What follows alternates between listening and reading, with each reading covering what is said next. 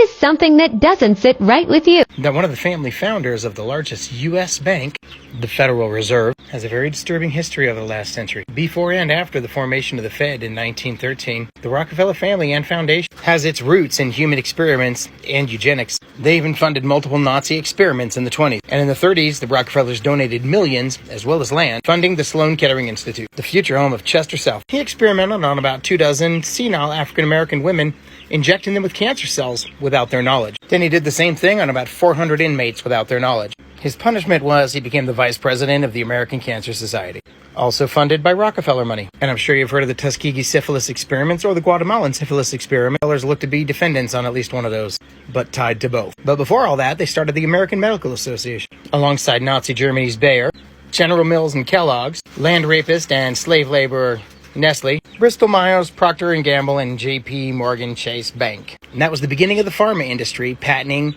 petrochemicals for pharmaceutical use. And PubMed says these guys are tied. And by the 40s, this guy was involved in government. A cabinet member, in fact. A Republican appointed by FDR, everybody's favorite progressive. They have extremely close ties with this family and this other billionaire. Century-old ties with the Bush family. And they've been pretty chummy with the executive branch through a lot of presidents.